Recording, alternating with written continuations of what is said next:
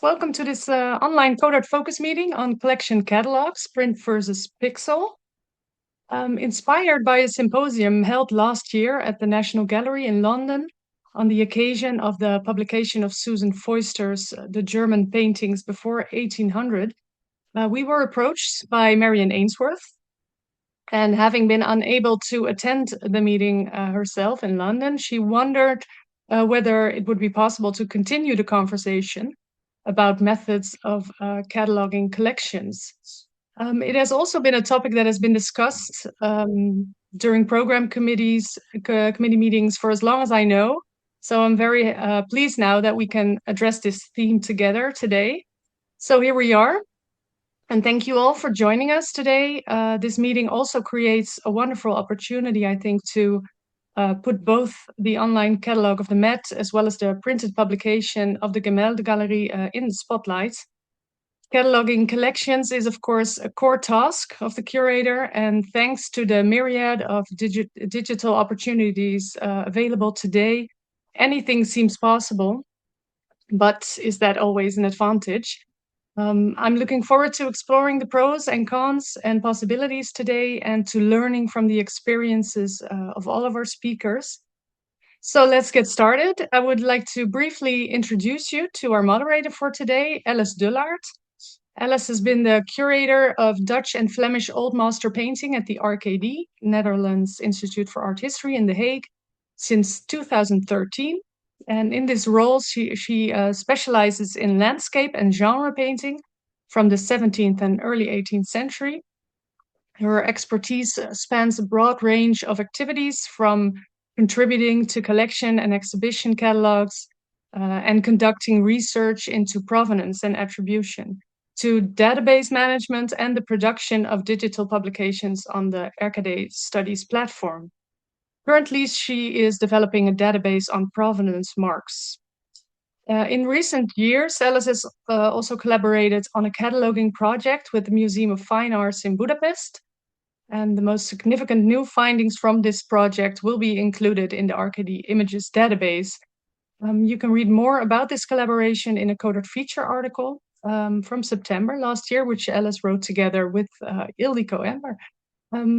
Alice, the floor is yours. Thank you very much, Maartje, for this very nice introduction and also for inviting me to moderate today's session. Also, on my behalf, welcome to all attendees. Even though I cannot see you, I know that you've joined in large numbers today, and I think that's amazing. So I would like to start with a quick introduction to the theme of today, which is the publication of collection catalogues in either print or digital form. The creation of such catalogues is, of course, an essential part of the museum curator's job. On the one hand, such collection catalogues serve to document what objects are part of the collection. And on the other hand, they provide information on the characteristics of each individual artwork, their material, technique, restoration history, attribution, iconography, provenance, and reception. As such, collection catalogues are an important means to create accessibility to a museum collection on a scholarly level, and they function as sources for further art historical resources. We see that in more recent collection catalogues, the artworks are generally studied thoroughly and systematically, using up-to-date techniques and with an eye on topical themes and approaches. So a collection catalogue also provides insight into the state of knowledge of the time it was published, and thus contributes to the historiography of art history as a discipline. Now, as our world is becoming more and more digital, it comes as no surprise that museums also explore the possibilities of these digital developments. Even more so, perhaps, because the funding for scholarly publication that might reach only a limited audience of experts is not always available. Maartje already touched upon this topic very quickly. At the RKD, we've been experimenting with the creation of digital publications for quite some years now. I'm sure you know a few. And these range from simple oeuvre catalogues to more extensive catalogue raisonnés, to conference proceedings, translated and annotated editions of important art historical publication, and even one collection catalogue, that of the Dulwich Picture Gallery in London. Now, at the same time, you already heard about this, we have been involved in the production of analog publications, most recently the collection catalogue of Dutch and Flemish landscape paintings at the Museum of Fine Arts in Budapest. And for me personally, this experience has not yet led to a strong preference for either a print or digital catalog. And I am very curious to hear from our speakers today and also from the panelists what their experiences are with the two formats and whether they might have a preference, yes or no. I would like to start with introducing the first two speakers of the first presentation. We start with Sophie Scully. She's an associate conservator in the Department of Paintings Conservation at the Metropolitan Museum of Art in New York. And she has worked in the department since 2012 as a graduate intern, an Annette de la Renta Fellow, and a research scholar. She was appointed to the staff in 2016. She works primarily on European paintings of the 15th to the 19th centuries, with a focus on the technical study and treatment of early Northern paintings. She received her bachelor's degree in art from Williams College and a master's degree in art history, as well as a certificate of advanced study in conservation from the Institute of Fine Arts at New York University in 2013. And after her presentation, she will be joined by her colleague Anna-Claire Stinebring. She's assistant curator of European paintings at the Metropolitan Museum of Art, overseeing the collection of 15th and 16th century Northern European painting. At the Met, she has curated the special installation Ecologies of Painting, which was co-curated with David Pullins through January 2027. She's the author with the contemporary artist Salman Tor of Breugel's Three Soldiers, which is a volume in the Frick Diptych series.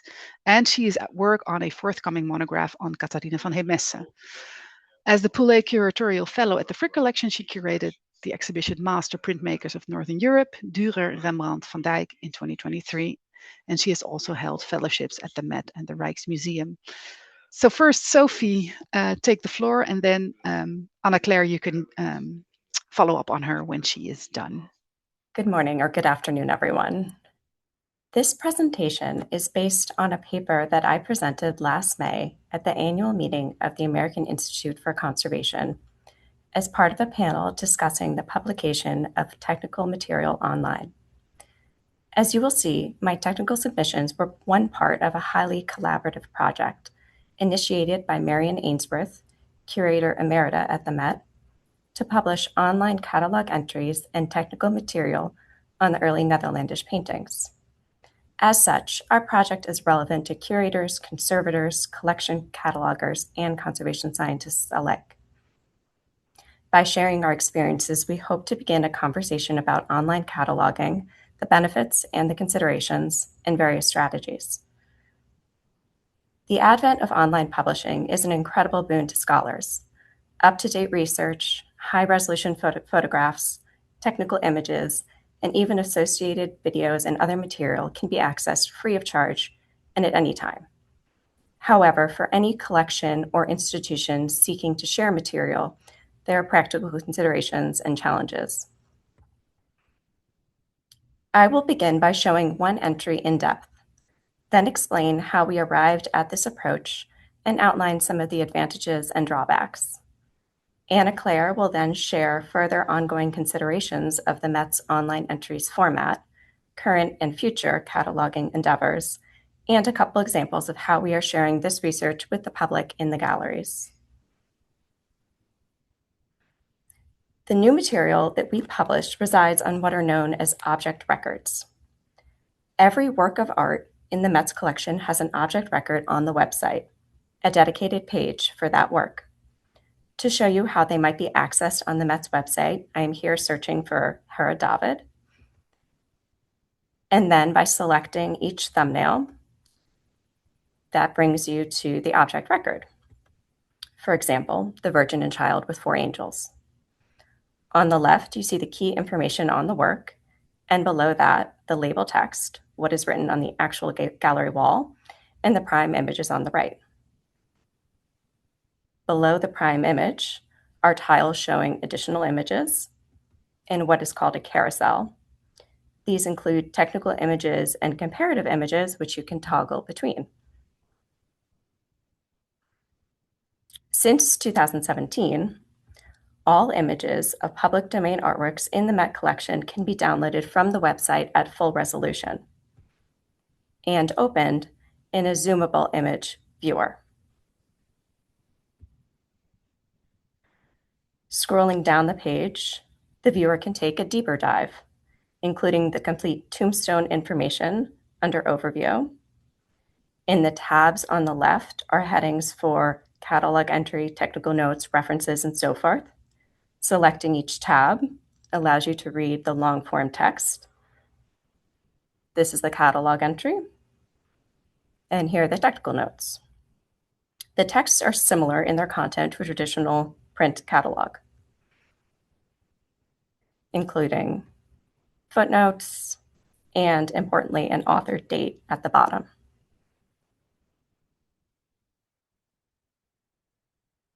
Publishing material online has incredible potential, but there are several challenges and practical considerations. While each institution or collection is unique in its structure, priorities, and resources, there are some considerations that seem nearly universal. Topping the list might be manpower and time. In other words, funding. Who is going to do the work?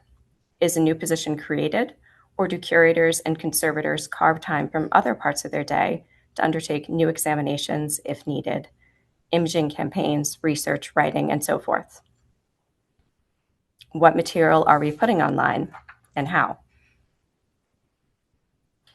Is there existing digital expertise to develop a website, or can we work within an existing structure? And who will maintain it, ensure its continued accessibility? I will now outline the structure of our project at the Met and how we got to the current iteration of the online entries. In 2014, Keith Christensen, Michael Gallagher, and Marion Ainsworth initiated the project with the financial support of Hester Diamond and the Slivka Foundation. Funding from these outside donors supported the position of one conservator, me, who was to spend roughly half my time on the project. I worked in collaboration with Marion, research scientists, particularly Sylvia Centeno, and cataloging specialists, especially Jennifer Marr. An important aspect of the project was training. Every year, Marion had a master's, PhD, or postdoc level fellow funded by the Slivka Foundation, a unique opportunity to introduce young art historians to the technical examination of art. And I, in turn, learned a great deal about Netherlandish paintings. The annual Slivka Fellow had regular sessions with me, learning about examination and imaging, and then contributed select entries online, grounded in this interdisciplinary methodology. Of the 133 early Netherlandish paintings in the collection, 106 have new catalog entries, and 90 have new technical notes and images as of today. In the 1990s, the Department of European Paintings, under the leadership of Everett Fahey, began to migrate all of the information formerly stored on collection cards. Oh, I'm so sorry. I meant to advance. Here we are. Collection cards, which you see on the left, to TMS, the data management system within which the Met uses, as do many other institutions. This work was supported by the late Drew Hines. And in 2010, the department began posting brief online entries for select paintings in the collection, such as new acquisitions. Here you see the Duccio acquired in 2004. The Met's object records are populated by content from TMS, and so research catalogers within the department, in collaboration with the curators, could enter the material themselves into TMS, and it would get uploaded to the website automatically. Often this included material from already published collection catalogs and from the curatorial files. Technical material was sometimes included. The department quickly realized the incredible potential of online cataloging. Curators could quickly and efficiently upload new entries, an unlimited number of high-resolution photographs and technical material, all while reaching a wide audience. Yet, digitizing all of the existing material in catalogs and from curatorial files would have been a Herculean task. At the same time, printed collection catalogs, which have long formed the heart of scholarship at the Met, were still being produced. Important precedents for our project are the 1998 catalog of the early Netherlandish paintings, Van Eyck to Bruegel, edited by Marion Ainsworth and Keith Christensen, and the 2013 catalog of German paintings edited by Marion Ainsworth, which you see here. Marion's scholarship is often rooted in technical art history, and her catalog entries habitually incorporate technical findings. A systematic report of the materials, technique, and condition for each painting was essential to her entries in the German catalogue, and each of the 63 entries was accompanied by a text called Condition and Technical Notes, the majority of which were written by Karen Thomas, former assistant painting conservator at the Met, although details were restricted by word count limitations. Several technical images were included too, but the limitations of a print catalog restricted the number of illustrations in general. Immediately after the publication, the catalog entries, technical notes, and images were uploaded to the website as online entries. It was at this point that the advantages of publishing online became really clear. The online entries could be updated with new discoveries and additional references, an unlimited amount of images, in high resolution, zoomable, and in open access.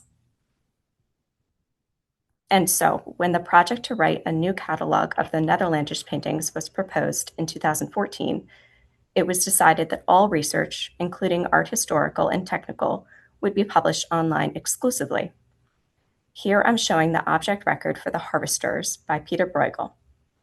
Importantly, we decided to incorporate all of the new research into the pre-existing object records on the Met's website. We used the existing template. We did not create a new standalone website or mini site, but used what we already had. Whether to work within a pre-existing structure or create something new is a decision that I believe others grapple with, so I'll share some of the advantages to following this approach for our project and some things to keep in mind. Most importantly, working within the existing records was fast and efficient. When we finalized text and images, they could be posted online within days. The project took place over the course of about a decade due to the fact that both Marion and I were not working on this project full-time, but continuing our other projects. So we did not wait for all of the entries to be written, but worked in a rolling manner. Inevitably, over these years, some edits and updates were identified, which could also be made quickly and easily. Unlike with a print catalog or PDF, they are living records. Any updates from corrected measurements to a change in attribution when entered in TMS are automatically updated to the website. Likewise, any global improvements to the website, like to its design, are also automatically applied. However, if considering using an existing template, a factor to keep in mind is flexibility. The template for the Met's records is necessarily flexible. It needs to accommodate a wide variety of objects. For example, here I'm showing a 17th century guitar from the Department of Musical Instruments. Subject headings below can be changed. Additional dimensions and profile drawings are important here. Or even the Temple of Dender uses the same template. For this, the Egyptian department uses the label text at the top left as a place to gather together the many other features, videos, etc., about the temple on the Met's website. The flip side to the template is that it was not designed with multiple long-form texts and images in mind. Here I'm showing the record for the Portinari portraits by Hans Memling, an especially complex example with detailed entries and many images. When scrolling down the text, this is halfway down the technical notes, the additional images, which include XRF maps showing the earlier state of the painting, are no longer visible at the top of the screen.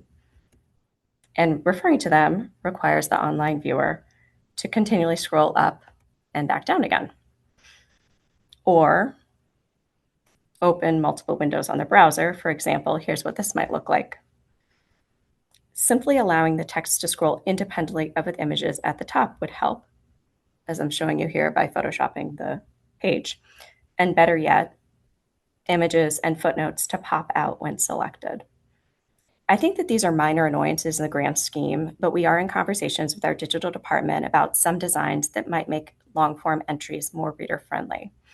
And the design is a consideration for anyone thinking of using an existing template. A second drawback to the existing object records is that it's difficult for visitors to the website to clearly see the scope of the project. One could arrive at individual object records on the website in many ways and not be aware of the rest of the material online. We hope to replicate the experience of reading a print catalog where one can flip through the entries and refer back to the table of contents at any time.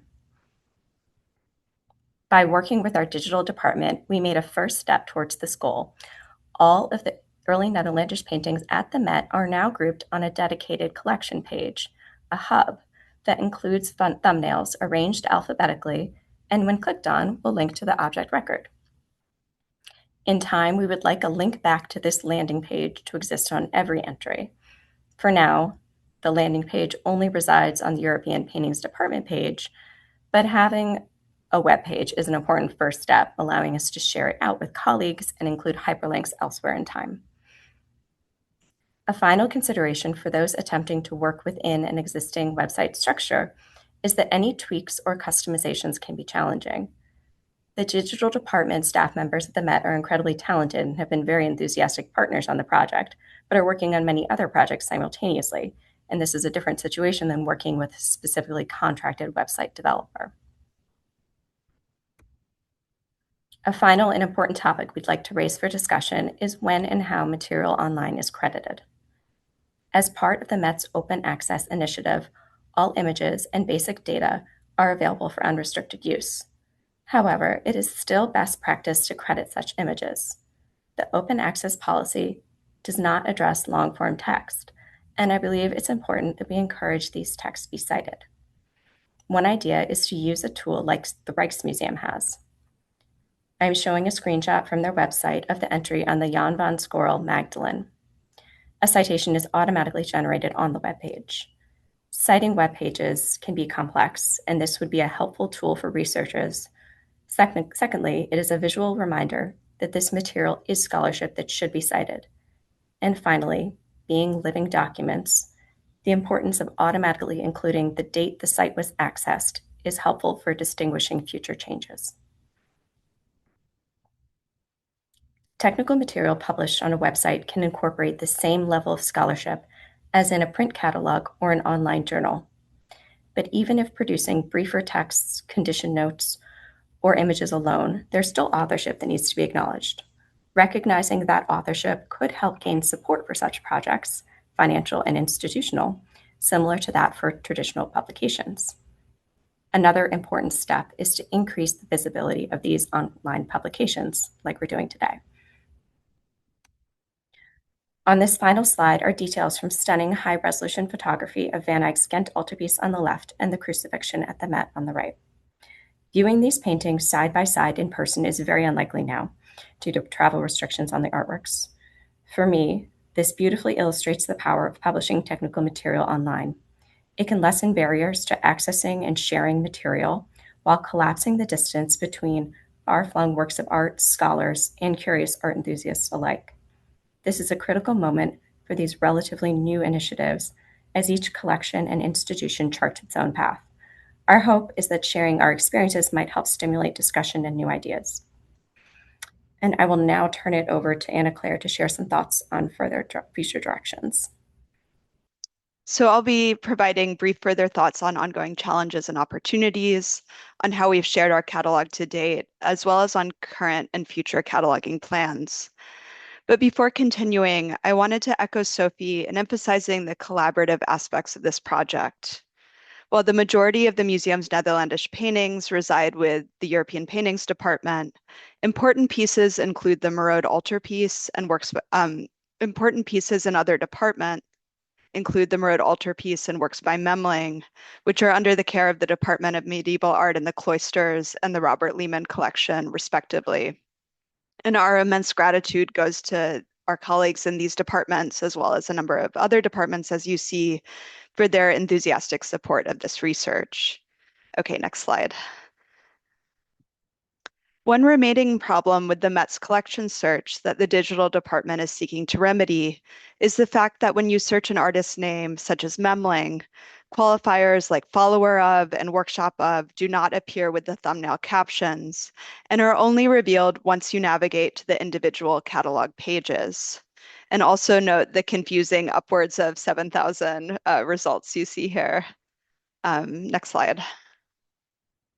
One advantage of our online hub for the Netherlandish catalog is that when you scroll down the list of works arranged alphabetically by artist, you can quickly grasp the museum's impressive collection of paintings by Memling, distinguished from workshop productions and paintings by followers. Along with the CODART announcement this past July, we've shared our online catalog via European Paintings departmental Instagram, which has over 47,000 followers, our email news blast to supporters, as well as our annual newsletters of European Paintings and Paintings Conservation. Despite the very real accessibility advantages of our online catalog, one major disadvantage is not having the catalog discoverable via our museum library's search engine. And I'm hoping to work with the Met's Watson Library to add an entry in Watson Line, the library's database, with a direct link to our online hub. This would be a new precedent for the library, since ours is the first true online catalog for the museum. Next slide. And just as importantly, we've been sharing findings from the cataloging project in the galleries. I've updated gallery labels as appropriate, such as on our work by Jos van Bassenhove and our David Nativity triptych. And we're at work on a supplemental technical label co-authored by Sophie and Met research scientist Sylvia Centeno on our Van Heemskerk that will feature this nuanced digital reconstruction of the painting's original red background created by Chris Hines in the Met Imaging Department. Next slide. And here's the label itself as we've mocked it up that will go alongside the regular gallery label. Note that it refers visitors to the online entries to learn more. And actually, these entries will be updated. The technical entry is forthcoming tomorrow. And that and the zoomable digital reconstruction will be published, tomorrow morning. So speaks to how we can be very nimble, but there's still a slight lag time with flowing to the website. Marian and Sophie also provided a training that I organized, presenting the technical art historical discoveries on highlights of our collection to our volunteer guides to incorporate into their collection tours. Next slide. In the coming years, opportunities for catalog updates and additions will arise around acquisitions and exhibitions. I'm at work on a catalog entry for an incoming gift from Dick Wolf, this master of the female half-links, Mary Magdalene writing a letter, which marks a meaningful addition to our growing collection of 16th century Antwerp paintings. Next slide. Shirin Fawzi, Paul and Jill Ruddock, Associate Curator of Medieval Art, is curating an upcoming exhibition on the Merode altarpiece. Running from October 2027 through May 2028 at the Cloisters, it will be Met and New York collections-based with an exhibition catalog authored by Shirin. To coincide with this exciting show, Shirin and I will be co-authoring the online catalog entry for the painting, with Shirin focusing on the painting's devotional function and novel iconography, and with me adding the account of the attribution history and current attribution. A future online catalog of the French Renaissance collection would depend on dedicated time, funding, and ideally the support of one or more Slivka Fellows, a role that still exists at the museum, but that now floats between departments for specific interdisciplinary projects. Next slide. Nevertheless, a recent exchange with an external art historian specializing in disability studies prompted us to rephotograph this painting in our Cornet group and remove misleading information from the online entry. When the Scholars Planned article on the painting is published, it may be time to revisit adding a fuller catalog entry on this portrait of a dwarf rendered with a sense of presence, specificity, and dignity. Of course, if there is a new catalog entry in coming years, it will be difficult to address the attribution question without a fuller assessment of our Cornet group. So we hope to do that all together. The online platform has the advantage of not only allowing us to update entries with new art historical and conservation findings, but also to update entries to stay in line with our publication department's inclusive language guide. This is a living internal style guide that evolves with terminology in English. Such updates can be prompted by public feedback as well, which we take seriously and carefully assess. Final slide. So to conclude, I want to reiterate the nimbleness and flexibility of our online format. This is a reminder to reach out with any scholarly questions or insights, and to share any publications of yours that reference our Netherlandish, German, French, Italian, or Spanish paintings.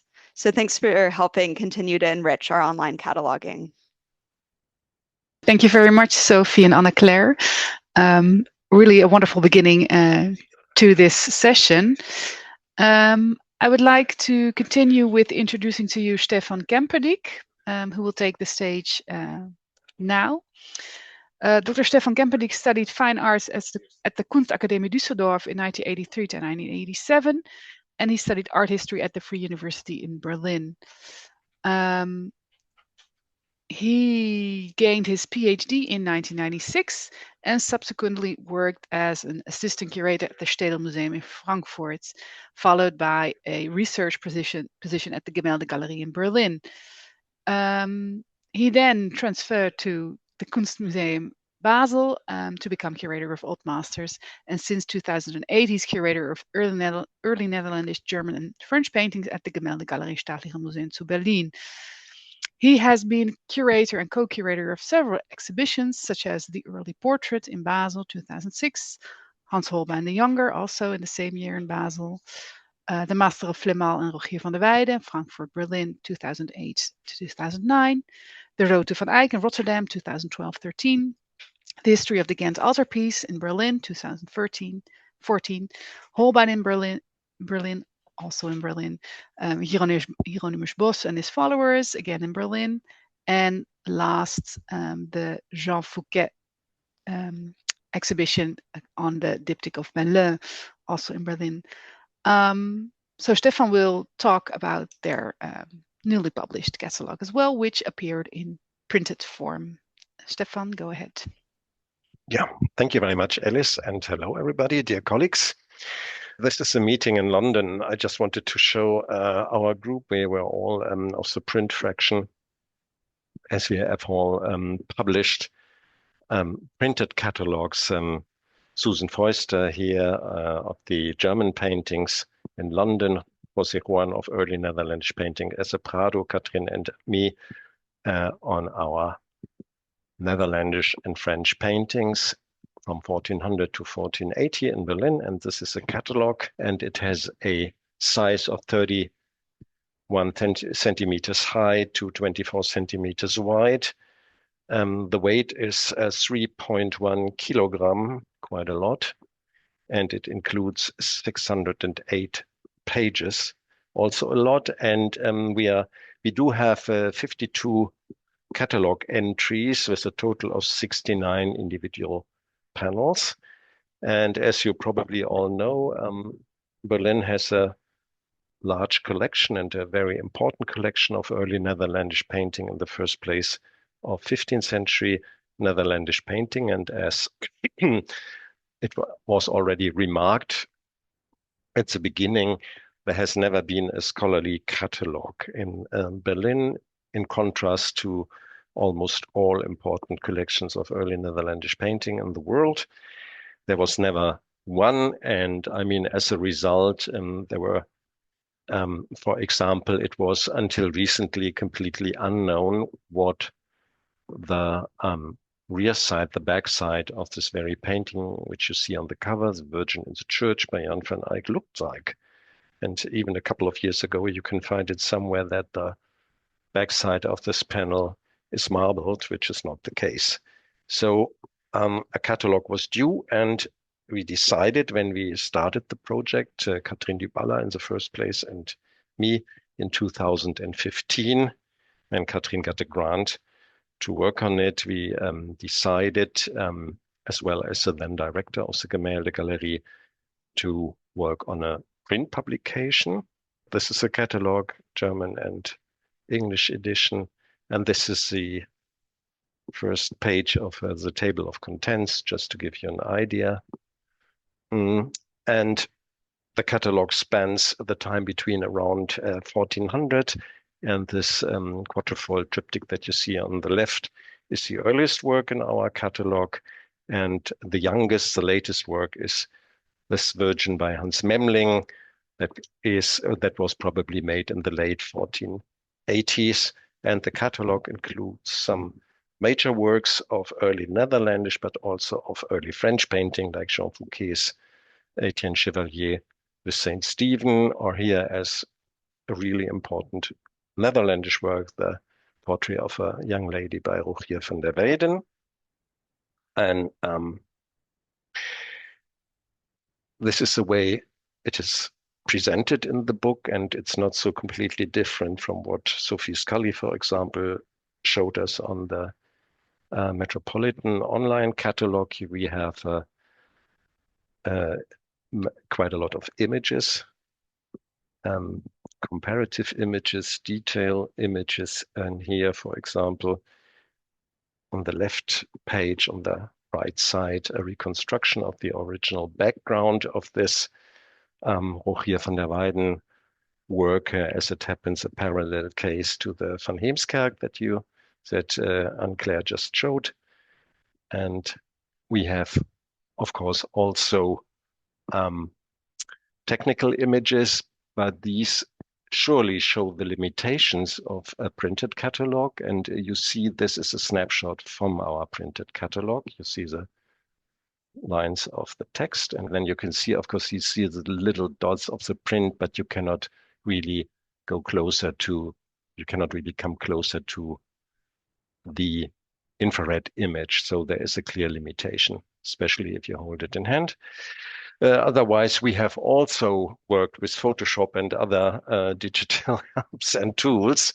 And for example, this is a reconstruction of the outside of Simon Marmion's Saint-Omer altarpiece of 1459. And we just have these lower horizontal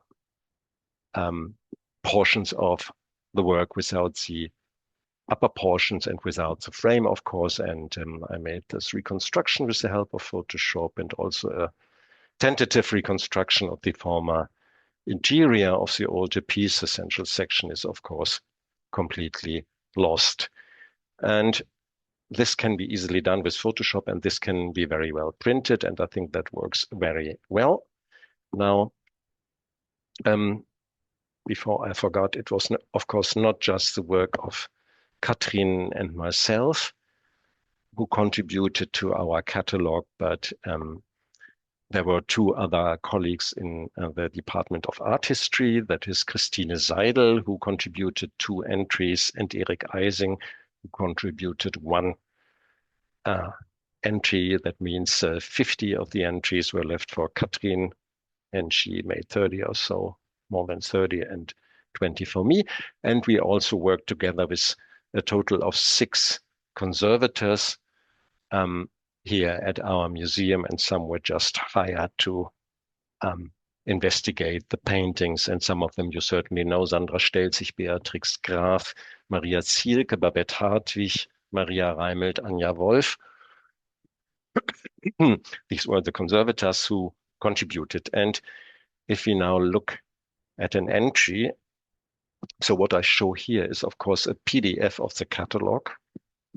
This is not the printed catalogue, but the PDF, so it's a digital image.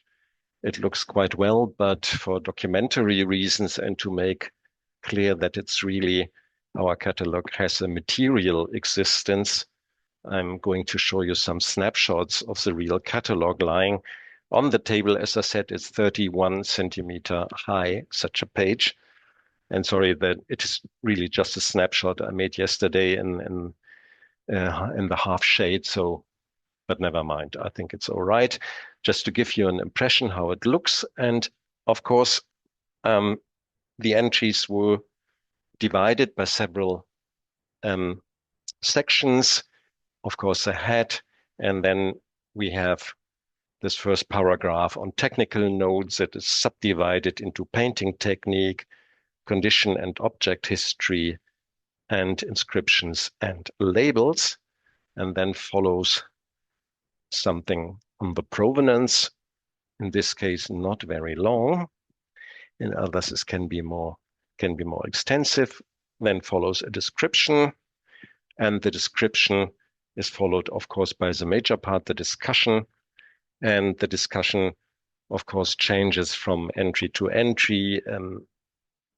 Here, for example, it's changing assessments and dating of this work. In other instances, we have something on the history of the purchase of a work, then on attribution and date. And here we have something on realism and symbolism. Quite often a section on reconstructions, on the sitters, if there is somebody, and in many cases on copies of the work. At the end, here again, provenance, etc. Here at the end, we have a list of copies, and the very end is then a list of locations in Berlin, because the location here changed very often from the beginning of the 19th to the beginning of the 21st century. And there are exhibitions mentioned, documents in our archives and literature. And if you look at this, you see that the text is quite long. So a lot of double pages, I think 8 double pages, not counting the footnotes, which come in the end. And the length of this text was for us a decisive point for choosing a printed version. Because, well, I would say that this is my personal experience, but it has also been quite often stated in investigations. For example, in the Stavanger Declaration, you probably have heard about it, where people try to test how deep the understanding of a text is, if it is read online or in printed version. And I mean, I cannot say much about all these investigations that have been made and also be contested, of course, but in my own experience and my experience with some students at the university is indeed, if you have a text, a physical text in your hands and you read it, your understanding is much better and deeper as if you have it on the screen. And for us, that was a very vital and important part for opting for a printed catalogue. This is it. And this is how it looks from the outside. And I think my time is over now. Thank you. Thank you very much, Stephan. It was a pleasure to see both very interesting publications side by side in this way. Let me first introduce the panelists that will join us for the panel discussion, in addition to the speakers that we've just heard. First up is Marion Ainsworth. She's Curator Emerita of the European Paintings Department at the Met, and her fields of expertise are 15th and 16th century Netherlandish, French, and German paintings and drawings. Along with Sophie Scully, Marion has specialized in the technical examination of paintings for the cataloging of the collections and for her many exhibitions and publications. Also joining us from New York is Jennifer Marr. She's the Senior Collections Cataloger in European Paintings at the Metropolitan Museum of Art, where she conducts research on the permanent collection and oversees digital collections cataloging in the museum system for online publication. Finally, there is Catherine Duballa from Berlin. She's been a curator and co-curator at various museums in Germany, including the Alte Nationalgalerie in Berlin, the Staatliche Museen in Frankfurt, and the Gemäldegalerie in Berlin. In March of this year, she moved from the Bucerius Kunstforum, an exhibition house in Hamburg, to the Ernst von Siemens Art Foundation in Berlin, which is a funding institution that sees itself as a partner to German museums. The foundation supports a wide range of initiatives, including acquisitions and restorations, as well as the printing of collection catalogues. This includes the German and English editions of the collection catalogue of the early Flemish and French paintings at the Gemäldegalerie in Berlin, which was a research project that was initiated by Catherine. So, welcome everybody. It's great to have such a wonderful panel here today. So in preparation for today's event, the CODAR team and I have distinguished some main topics around which we would like to structure the discussion. Now, I would like to start discussing matters of audience, reach, and accessibility of collection catalogues. And I would be curious to hear from our panelists which type of publication or catalog they prefer when using these as a researcher themselves. So preferably a collection catalog from another institution than your own. Do you prefer these in a digital or a print form? And why do you have this preference? Maybe I can begin. That's a great question that I actually thought about. Maybe first I'll answer from my perspective as a more recent hire in European paintings, because the fact that I've only been here for 3 years as a curator in the department means that I've also actually really experienced the Met online catalog of the Netherlandish paintings as a graduate student, as a PhD student, because the entries have, as Sophie described, gone online as they were available in this 10-year range. And I would say, as a PhD student, I really gravitated towards featuring paintings in the Met's collection in my own dissertation research. For example, the Jos van Cleve Last Judgment in our collection in a chapter on Jan Sanders van Hemesen's Last Judgment triptych, because so much, not only were the entries so readily accessible, but also the fact that you can actually download our reproductions of our paintings with open access makes it much easier for publications, citing works in your own publications, including it in dissertation research. That being said, I really appreciated Stephan's point about how really satisfying it can be to read a print catalog. So I have to admit, when a print catalog is available, I do tend to check it out of the library. So I think, one thing that can really be ideal is to have, if you are able to do a print catalog, to also have the online capabilities with entries like ours.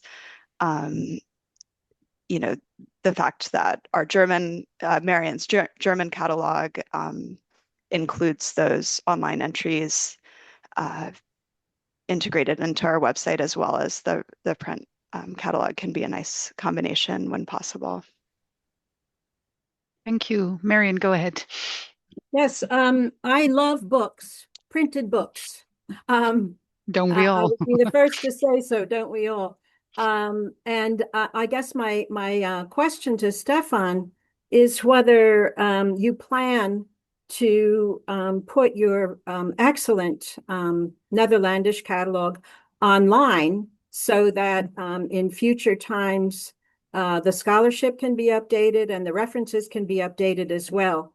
I think it could be an excellent basis for going forward in this regard.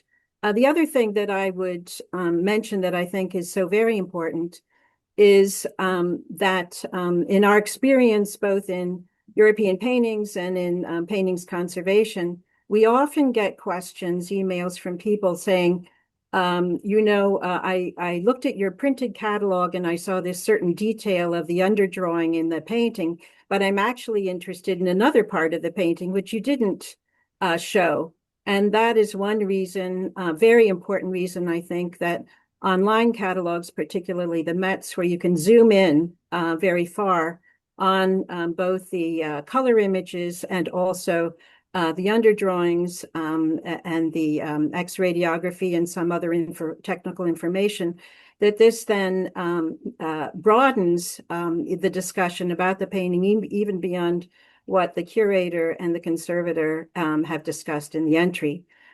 So that, and this is, we've learned back, has become also a basis for discussions, teaching in conservation programs, that they're using this information, some also to add to their databases as comparative materials. So this really broadens the approach in a way that I think only online catalogs can do. Thank you very much, Marion. Is there anyone else from the panel who wants to reply to this? I think Stephan, yeah. And Yes. Catherine also. First Stephan, then Indeed. Catherine. Okay. Yeah, as Marion, as you just asked me, of course, it would be wonderful if in the near future we could produce a kind of online version of our catalog. I wouldn't mind, definitely not. I would even be glad if it should be possible to offer the PDF of the catalog online. So just in the way that so many publications, or maybe even almost all publications of the Metropolitan Museum from recent times are available, or the catalogs of the National Gallery, Washington, for example. You do not have to have the book any longer, but you can find the PDF online. That would be quite all right for me, and it would give access to our catalog to so many people all around the world. And I mean, if you're this is a book, and I can hide behind it, so not everybody has the possibility to get this brick into his or her hands. Therefore, it would be fantastic. A real online catalog that is updated and to a certain degree interactive, so where you maybe can zoom into the images and choose your own choice of technical images, where you can move around, for example, from the left to the right corner of an IRR, for example. That would also be good. And I completely agree with all you New York people that especially for technical images and detailed images, the quality and the possibilities of an online catalog or of online images cannot be reached by printed matters. That is clear. In our case, I do not see a real chance that that there would be the manpower to care about such a catalog in the near future, because we do not have much staff, and everything that is done here online has to be done by the 4 curators that we are. And to update it daily or yearly or whatever, and to care for it, that is something that we cannot do simply. I mean, with a little bit more of personnel, it would be possible, but that would, of course, generate extra costs. So in the end here at the Berlin Museum, not only the Gemäldegalerie, this applies to all of our museums, it's a financial problem, because on the long run, such an online catalog is really quite expensive in that respect. Otherwise, I think we all agree that it's wonderful to read a real book that you can hold in your hands. And as I said, I mean, it's my experience and also my conviction that a deeper understanding is easier to reach when you have it printed as a material object in your hands. And this is, you would sit with the book in the afternoon or evening, doesn't matter, and you would read it and you would stop reading and think of it and then work through the text. And my own experience is, if I look at a text that is online available, and thank God there are so many, not only catalogs, but articles, journals, everything is, so many things are online available, and that's fantastic. But I mean, if I read a 20-page essay online, maybe in the Burlington magazine, after I finished the last page, I do not really know what I've written. This appears quite often to me, but maybe it's senility, I do not know. But sometimes I feel, oh God, what was there? What did they say? There, in my eyes, is a big disadvantage. Nevertheless, I would really love to have our catalog online. And I mean, I think it was Sophie who showed as an example the website Closer to Van Eyck. You do have macro photography, and you also have infrared reflectography and infrared photography, and sometimes you have even X-rays. And I mean, this is absolutely fantastic, and I've been working with it quite a lot. And no printed catalog, even big volumes, can come close to it. This is for research if you do want to know something about details. And in one case, for example, just recently I looked up with Closer to Van Eyck, just the edges of the Annunciation painting by Jan van Eyck in Washington, and you can enlarge it so much that you really see the remnants of the paint barb. And this you would never, ever find in a printed version, in a printed image. And that is fantastic. So, I mean, there are advantages on both sides. That is very clear. And with respect to images, I think the advantages clearly go to online or digital catalogs. And so, yeah, it would be all right for me if our catalog can one day be turned into a digital online catalog. Thank you so much, Stephan. You really summed all the pros and cons up for us. Katrin, is there anything you would like to add to this?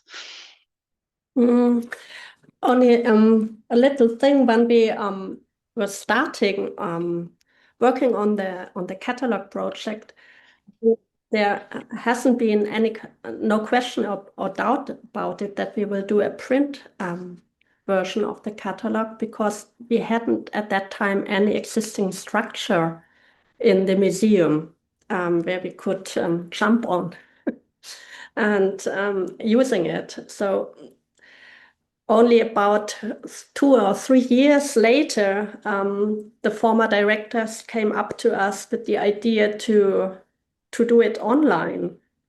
But of course, that was much too late, because we wrote our text with the intention to have it printed, and it was, as Stephan said, the length of the text was much longer, and we also wanted to have included a lot of comparison material, not only from the Berlin collection paintings or drawings from the Kupferstechkabinet, but also from other museums or private collection. And that also means that you have to ask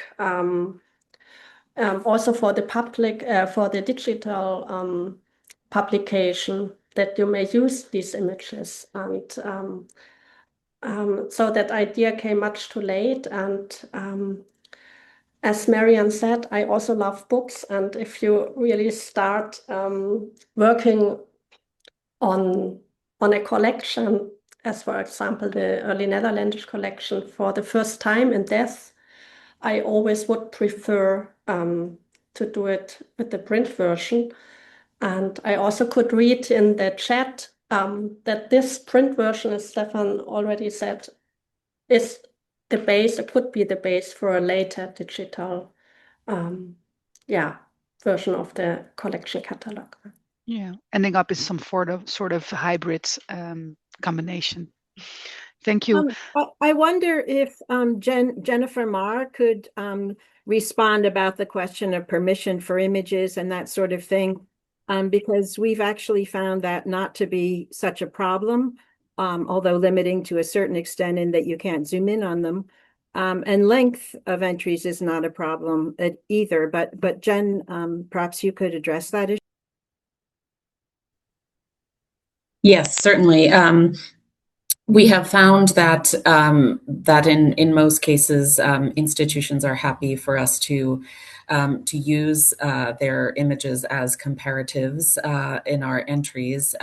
However, there is a museum-wide policy that no image of an object not belonging to the collection may be enlarged or downloaded, so that that is applied across the boards as a policy. Thank you. Stephan, you wanted to just a short remark. Things have changed in the course of the last, 9 years, I must say. But when Katrin and I embarked on our project, it was sometimes so that some museums would charge immense sums for the reproduction. And I remember that I wrote for a little image to the National Gallery London, and they said it would be £240. to reproduce it once. So, I mean, this is of course impossible. Then I think in the end, in this case, we found an older black and white photo or image of the work in question. So, I mean, but things have definitely changed, one must really say. And I'm pretty glad that it is possible. And the Metropolitan Museum is, of course, incredible in that respect. And you were one of the first, I think, to offer the use of these high-res images. Thank you. Whilst preparing the discussion, we also thought about whether or not the audience towards you intend your collection catalog has been a factor in deciding should we go for a print catalog or a digital catalog, and also do you need to adjust the contents of your catalog when aiming for instance, a digital audience which might be broader than the audience for a printed catalog? I'm curious to hear, have these issues been addressed in the preparations on either side of the spectrum?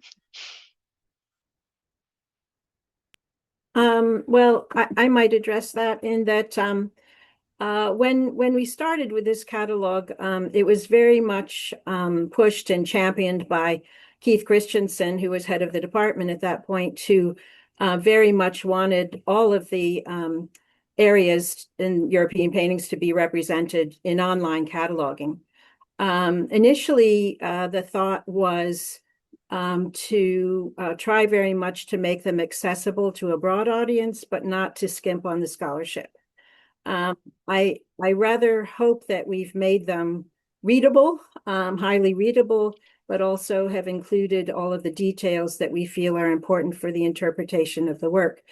This, I must admit, varies enormously at the Met over different departments in terms of what is offered online and the depth of what is offered online in terms of the scholarship as well as the readability. And I think Jen could speak to this better than I, but I think our digital department really has a mandate from the director of the museum to make all of the online material very, very accessible by anyone in the public and to be very user-friendly.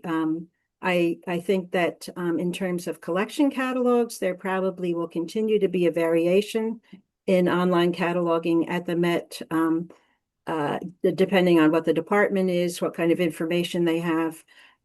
But we've tried to stick to really what has been traditional in the cataloging of Netherlandish and German, early German catalogs in terms of the kind of material we present and how it's presented. I just hope it's accessible, generally speaking. Jen, do you? Yes, I think that one of the great virtues of the online catalog and the way the Met's collection pages are structured is that it allows the visitor to go to the depth that they are seeking. So if you are a young student just looking for a broader overview of the object, of the subject, you have the gallery label, the short form text. If you want to go much more in depth, you have the full length catalog entry, and additionally, the complete provenance bibliography and exhibition history for the object. So in addition to which, the digital department has on many pages included some supplementary content, links to the timeline of art history, to related exhibition pages. So I think that that there is something for everyone, and that it continues to be supported in a way that is meant to be accessible to a very wide audience. Thank you.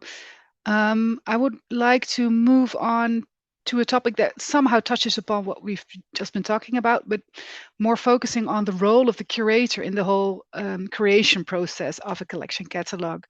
I can imagine that, when making the more traditional print catalogues that probably the curator has a leading position, decides probably on the contents, etc. How does that change when you make a digital collection catalog? I can imagine you'll be collaborating more with other departments. And is there enough knowledge already in the museum to host such a digital publication? I'm very curious to hear about your thoughts on that. I would like to simply say something about online versus book catalogs in terms of not only accessibility, but marketability. Our editorial department is, of course, very interested in the bottom line and how many books can be sold.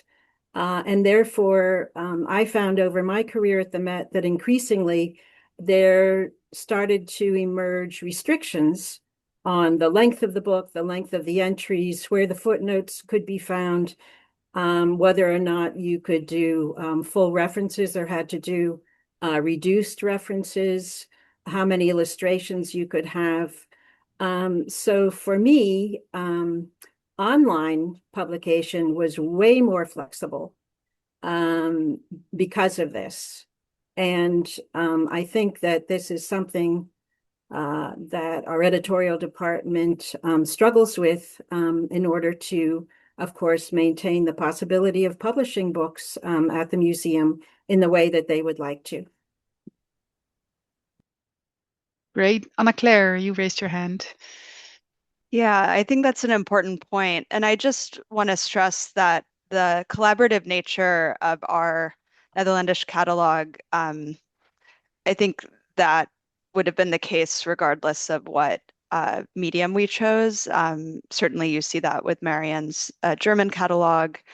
And so this close collaboration with paintings conservation, scientific research, as well as, in our case, given the history of our collection, the Lehman collection and medieval art in the cloisters would have been present no matter what. And I think the nature of that collaborative work, which is so meaningful to us, wasn't changed really by the digital format. But as Marianne said, we had a lot more flexibility to update entries as the research was completed, or to publish entries as the research was completed. And I also just want to stress, again, this point about the benefits of updating entries. And I think this is really a distinction, or this highlights a distinction that's not just between printed catalogs and online, but specifically our type of online entry that's a living part of the website versus an ebook. I imagine there are different types of ebooks, and perhaps there's a type that you can update as new research becomes available, but there's also an ebook that's a bit more like a PDF. And so I really see, if you're going to go the digital route, I think there are huge advantages with our approach. You know, if an entry is published and then a month later new findings come out about the work, then that can already be integrated. And that actually leads to an issue I just wanted to mention, of this question of citation that Sophie already brought up. What do we do when, say, 10 years later, there's a new entry based, like, let's say there's incredibly novel findings that come to light on a particular work, and it really changes the nature of the entry. We would, in updating that entry, probably have the author citation be Marianne Ainsworth, 2024, updated by Anna-Claire Stinebring, 2035, or who knows. But and though we'll do updates more regularly, and just thinking through kind of how that works is an ongoing process for us. Yeah, I think it's particularly interesting to think a bit more about how to control these various versions of entries. Is there already at the Met kind of a status quo how to do this? Will you retain the complete original text and then add another one, or will you be editing into the existing text? I can answer that. Yes, we archive in TMS. We archive former versions of catalog entries and technical notes. So they all live in our archives, but we send a new version whenever there has been a significant update. Right. So they would not be available for the audience that easily. Do I understand correctly? Correct. Okay, good. Katrin, you had your hand raised, and also Sophie. First, Katrin. Just a short view from the Berlin perspective. I think what Stephan can tell, I think, a little bit more about that also in future times in Berlin, I think there won't be a structure for digital catalogizing. And I think you also would need as scientific researcher joining the curator, so the curator can't do that by his own. And just one remark concerning the editing of our catalog. So we had a lot of freedom, even if there have been 2 publications from the paintings department in Berlin. We could design it ourselves, and it was Stephan who did the layout of the catalog, and we could talk about where we want to put the footnotes and how many images, so there were no regulations on this. That's good to hear. Sophie, go ahead.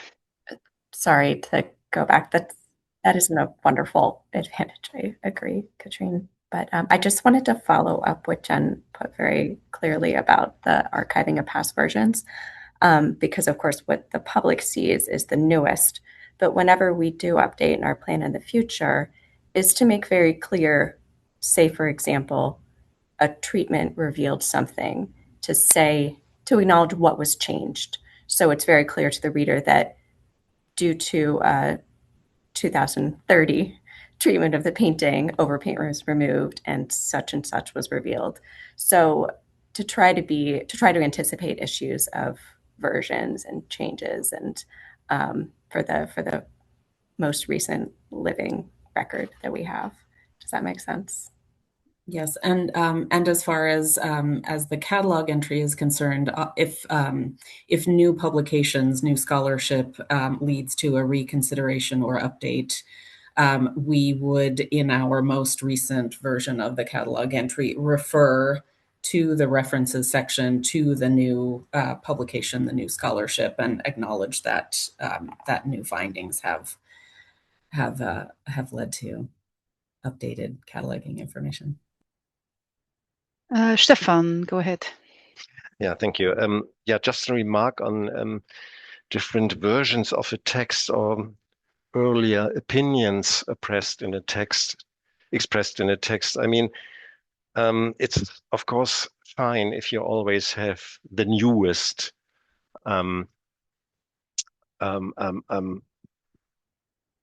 your newest opinion on something in your online catalog. However, I also see a certain danger in that, because, I mean, if you have a printed catalog, for example, or a PDF, doesn't matter, then you have the opinion of a certain person or group of persons at a certain point of time, and that can change.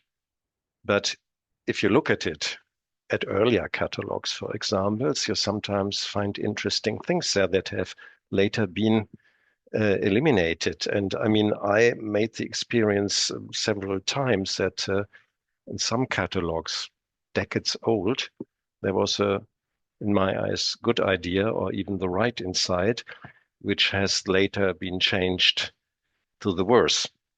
I mean, sometimes, and this happened here, for example, in a few cases, that the idea expressed maybe in the 1960s or 70s was right, and then came a new idea that found its way into catalogues, not early Netherlandish catalogues in this respect, of course, in the 80s and 90s or in the early 2000s that are definitely wrong. And so if you have different versions of catalog entries by different authors, maybe with different opinions, it gives you the possibility and the opportunity to compare and to see that opinions and suggestions or assessments in a catalog are not unquestionable truths, and they are not, and it's certainly not the case that the newest assessment is always the right one. So I think, especially from a scholarly point of view, it is good if you have the possibility to see a kind of research history, and not only in retrospect from a present author, so some others have thought this and that in the past, but if you can access directly what somebody said. So, I mean, if you like to know what Marion wrote in the 1989 catalog, it was not an online one, but I mean, the Van Eyck to Bruegel catalog, for example, to read what was there, the opinion expressed, maybe in comparison to what there is today. Anna-Claire, you wanted to respond. Yeah, I think that's an interesting point. I just wanted to clarify that in the case of updating our online entries, I really see kind of two scenarios ahead where we're likely to update a given entry that was recently published as part of this cataloging project. So the first is like these very small additions and tweaks, you know, potentially around inclusive language. You know, of course, we're up to date now, but you know, as language evolves, you can very nimbly update that. You know, if there's just a certain reference you want to add to the references section, all of that we can do seamlessly. And that doesn't really affect the authorship question.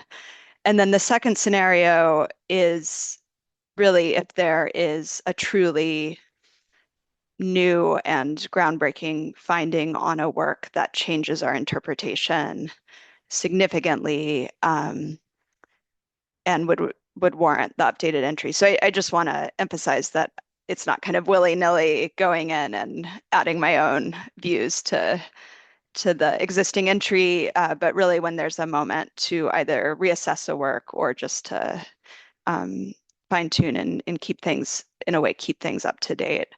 And I just wanted to also say, to Katrine's point earlier, you know, I think what's emerging in this conversation is that this question of independence and freedom actually is really dependent on what your institution's structure is, right? So at the Met and in the European Paintings Department in particular, we just so happen to have greater independence with the online structure. But it sounds like, Katrine, from what you're saying, that was actually not the case in at the Gemäldegalerie. So yeah, that's helpful. Just a quick thing to add, that in our bibliography cataloging online, we do include a very brief statement in most cases of the author's opinion. So we preserve even, you know, conflicting scholarly opinions. It's important for us to keep all of those accessible. Great. Marion, did you want to add something? No, that's just what I was going to say, that if you look in our references, that, you know, it does say in a sentence or two opposing viewpoints, you know, differences in dating, attribution, all of that kind of thing. So that's another place to look that keeps it references into the past scholarship. Yes. Thank you.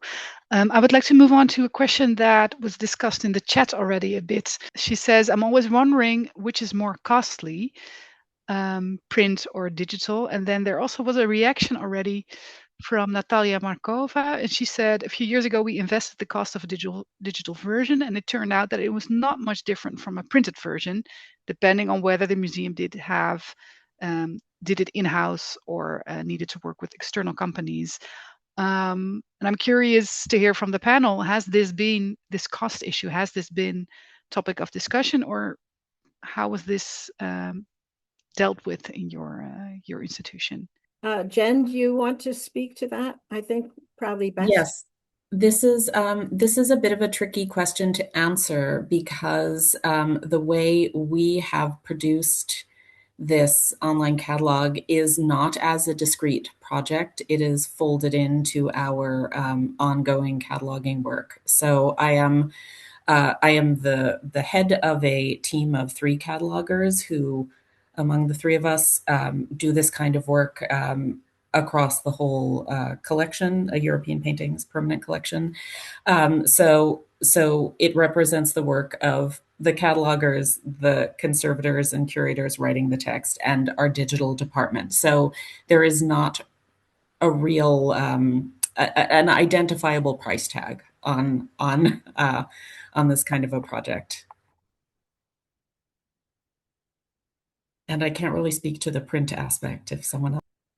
Stephan, go ahead. Yeah, just a comment on that. I mean, this shows a big difference between different institutions. We do not have a Jennifer, so nobody who cares for these or would care for these catalogs. So, I mean, if I would suggest, okay, let's make a digital version available all over the world, then maybe or maybe not, our director would say, okay, then go ahead, do it on your own.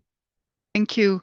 Let's move on to the topic of durability, sustainability, and future proofing.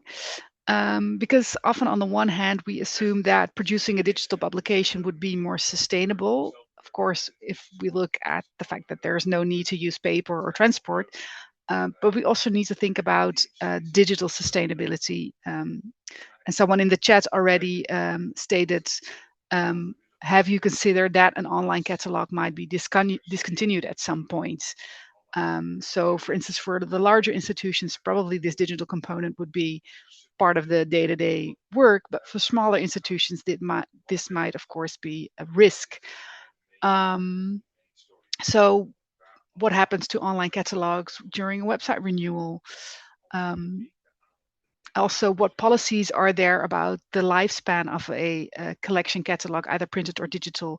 Do they need to be updated every 10 years, 20 years, 50 years? And we already heard a bit about how the Met is approaching that. But how does it relate to the collection management systems that you have, and also just the day-to-day work? Yeah, I'm curious to hear about that. I can start off. I think that one of the great virtues of our collection cataloging system is that TMS and our website interface so directly, and the things that we are entering in TMS today are online tomorrow or the following day. It's a very quick turnaround, and I think that at the Met, indeed, that collections cataloging and the life of object pages on the website are ongoing, intended to be. There are issues to be faced when, for example, we get a new version of TMS, which happens every few years, and the collections information department, the digital department, and people like me have to figure out how things are going to work with the new system. So there is usually a sort of awkward phase of a couple of weeks as we're figuring out how the information will flow differently.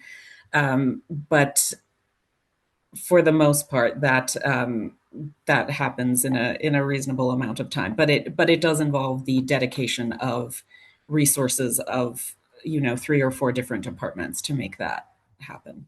Is there anyone who wants to respond to this? Not that much. I'm thinking of another question myself, just zooming back to the audience of these catalogs. I'm curious, is there a difference in the response you get from the audience when you publish a printed catalog or a digital one? some museums have like the possibility of users to respond to the entries directly. Of course, when you have a printed catalog, this is not possible. Have you experienced differences in the response? And perhaps also for Katrin and Stephan, do you get direct response after such a catalog has been published? Hardly, I must say.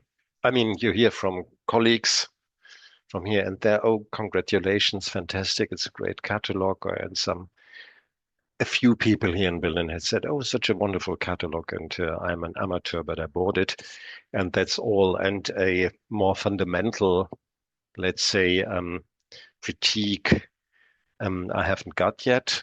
Well, there was a review, but not that the broader audience response, I must say. I have one experience with students in the course of the last year, just during the last semester, the last term. I gave a course for a university on early Netherlandish painting.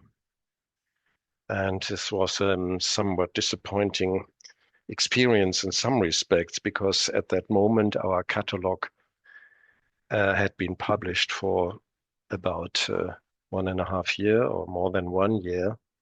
And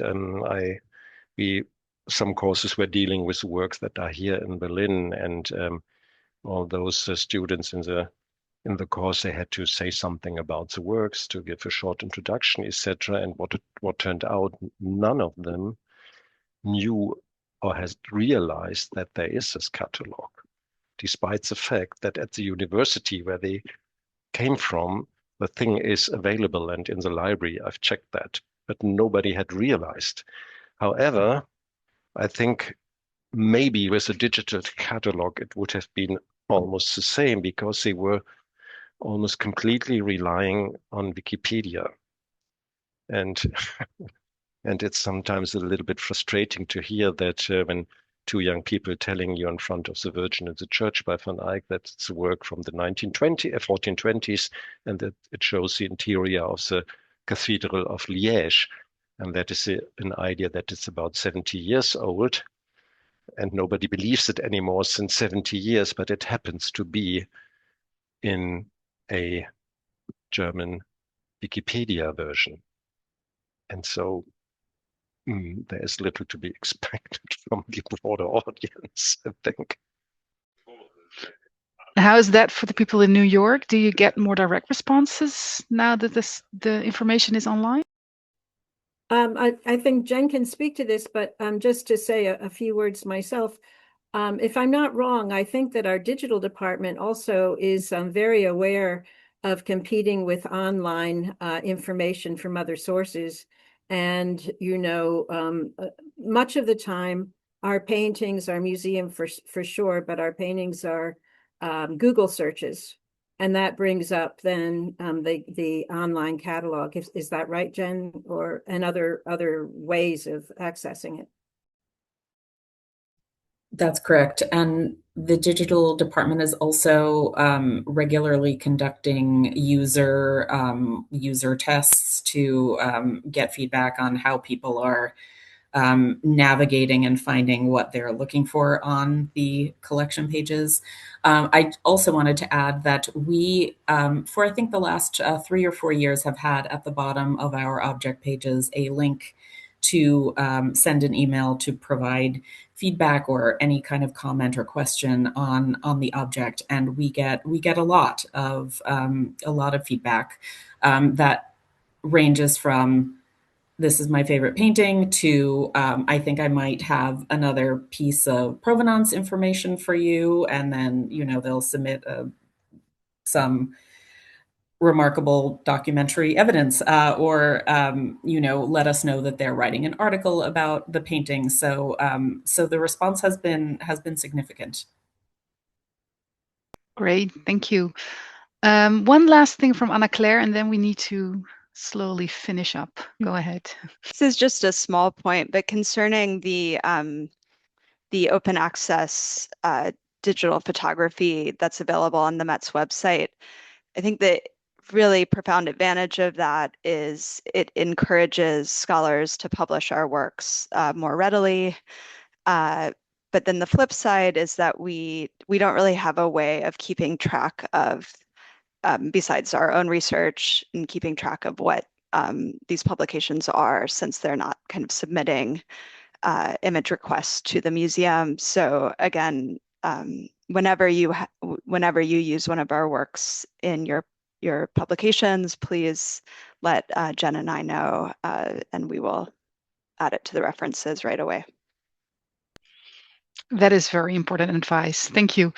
Kind of wrapping up the discussion that we've been having today, I feel that both forms of cataloging have definite pros, but also definite cons. For me personally, I tend to, go towards a more hybrid approach, maybe producing a printed catalog every 10 to 20 years, which then also becomes available online, especially with good quality images. I guess in the ideal world, that would be some way to have the best of both worlds. I thank you very much for your wonderful contributions to the entire panel, and I would like to give the floor back to Maartje now for some final remarks. Thank you, Alice, for moderating today's session so skillfully. I would also like to extend a huge thank you to all our speakers and panelists for sharing their valuable expertise and insights with us, and to our audience. Thank you for attending and for your questions. And it was a pleasure to have you with us. And I would like to close by thanking my colleague, Dennis Driesen, for preparing and putting this focus together. So thank you all again, and I wish you a wonderful day or evening. Bye-bye.